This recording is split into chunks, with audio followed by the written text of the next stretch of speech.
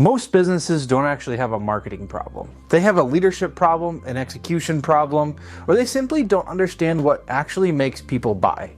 In this conversation, Gavin and I break down what it takes to start and grow a business, how leadership changes as companies scale, and the business development lessons most people only learn after making a few expensive mistakes.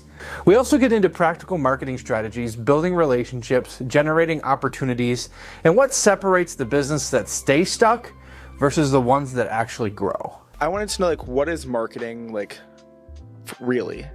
Okay. Well, that's a really broad question. So I would break it out to kind of two different things. So there's marketing and then there's branding. So branding is going to be more of what is your business truly? Mm-hmm. What do you want your business to look like?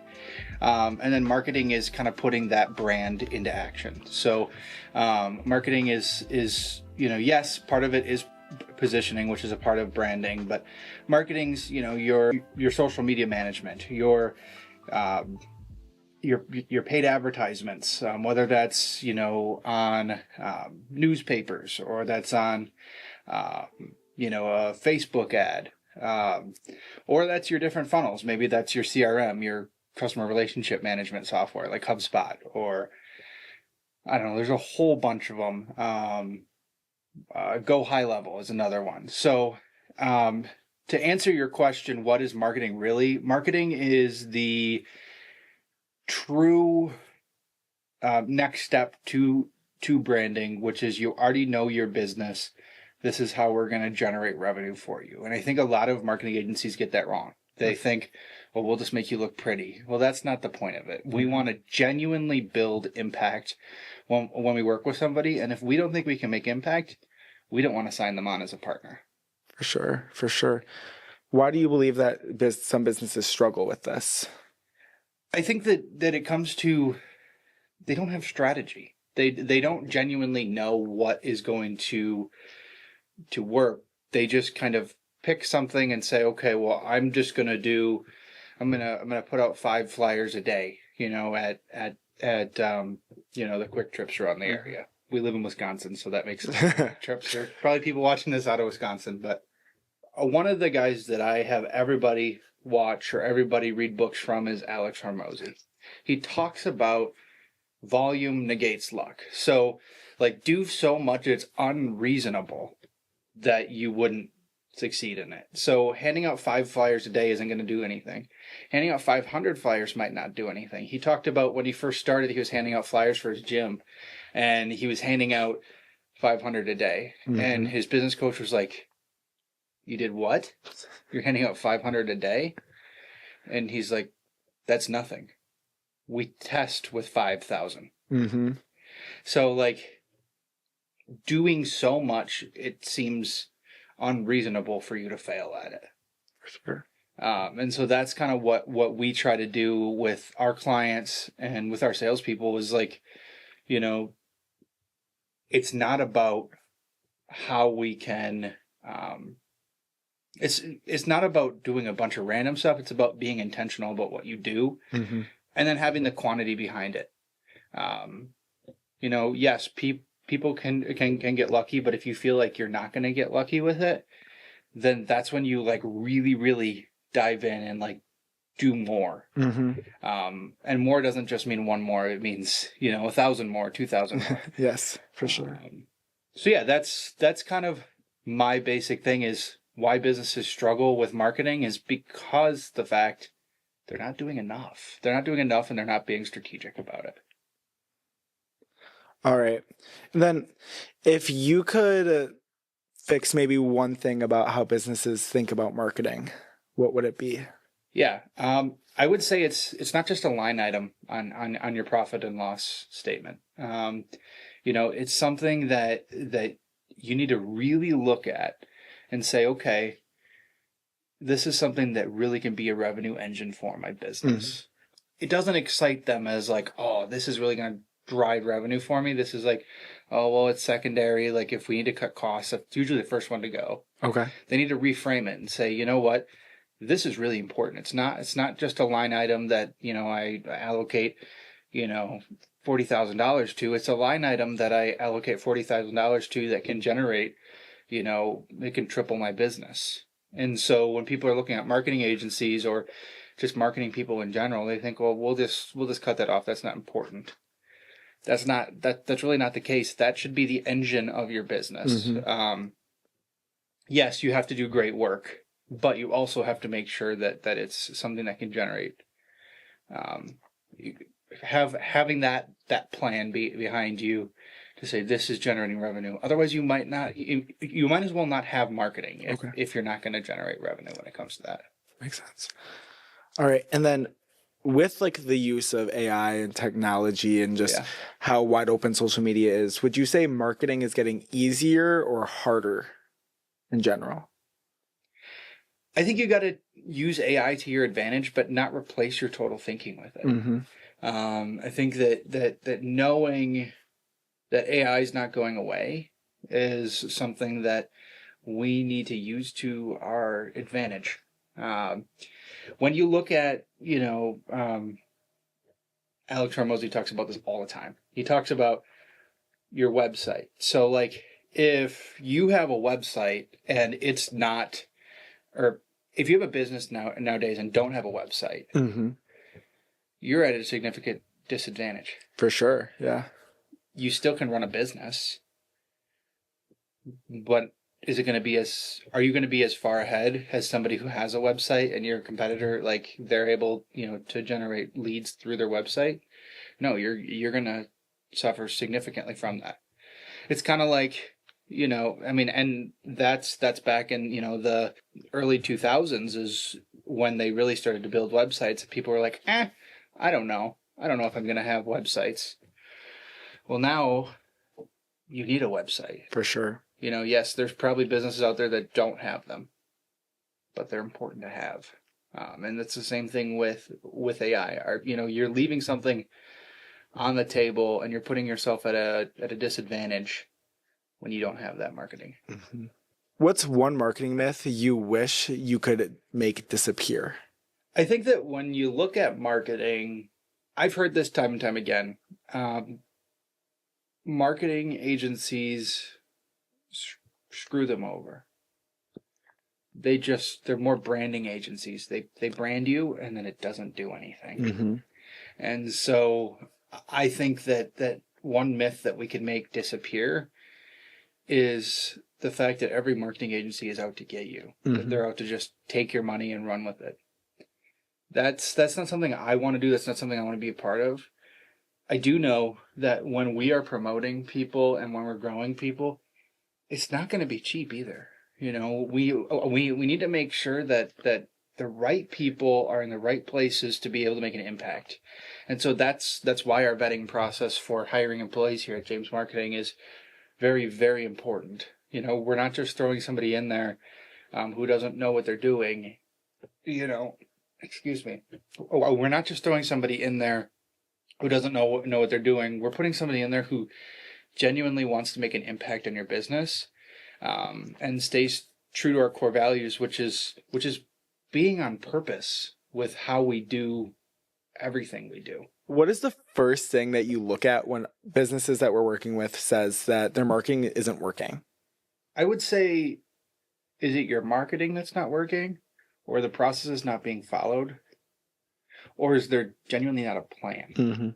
I think that's one of the things that people really struggle with knowing the true plan and like what measurable goals should be. When you're going into a marketing thing, you need to have those measurable goals. Whether it's an agency or it's in-house people, measurable goals is what's going to determine exactly what your business can succeed from. Do you believe great marketing can save possibly a bad business? So I guess it kind of comes to what are the aspects of a bad business? Like, is it bad leadership? I have a wonderful organization that you guys can go to if it's bad leadership. It's called Initiative One. Go check them out. But what I would say is it's not necessarily about if marketing can save it. It's if the leadership is willing to save it. Yes, marketing can totally turn around a business. Look at Apple. Apple fired Steve Jobs. He started his own, another computer company. Apple was, I think they were 90 days from going bankrupt. They hired Steve Jobs back, and his marketing brain and his product success totally changed around the way the business was viewed. Their whole thing is thinking differently. And so, yes, a great marketing plan can save a bad business, but I don't know if necessarily bad business is the right word. I think it's just understanding the process. It all comes back to the process. If you follow the process the first time and then it fails, then you need to look at the process. But if you don't follow the process and it fails, then you need to look at the people. Okay. I didn't know Apple was that close to. Yeah. Yeah, so marketing really did save them, it sounds like. Absolutely. It was the forefront of what, brought them to that next level. If Steve Jobs wouldn't have been hired back to Apple, they would not be in business anymore. We would not have the iPhone. Like, it's nuts the way that, like, if they didn't do that, we wouldn't be, when you think of Apple, you think of an iPhone company. You don't think of their computers. Yes, I use their computer all the time, but yeah, you're right, for sure. Yeah. For sure. And then kind of alternatively, do you think a great business can survive bad marketing? For a short period of time. Okay. I think that 6 months to a year, you'll start to notice bad marketing. It has to be brand aligned. I think a lot of businesses don't look at their brand first, and they just go straight into marketing. And brand is everything. How does your business look, and how does it feel to the customers? It's when people purchase stuff, it's about the emotional appeal. And so when you're going into the grocery store, are you going in to purchase, just one thing, and you come out with like 7? It's because they're tying in other products. For sure. They're building in that emotional appeal. Their marketing's working on you, because there's a reason the milk's at the back of the store. Yes, that's, a very popular product, but you got to walk through everything. So that's kind of the way that they do things. Yeah, I never really thought about it that way, but I understand it for sure. And then, why do you think some businesses seem to grow effortlessly when others might seem to struggle? I think it all starts with the leadership. What really can transition them to go to that next level? It's not really about the business. I mean, you can pretty much make any business grow. There's so many entrepreneurs I see out there that they want to start just growing 5 different businesses at once, and even 2 businesses at once. And I think that there's so much of a difference between the way somebody like Elon Musk thinks and the typical business entrepreneur. You look at when you are starting a business, you want to just put everything into that one business.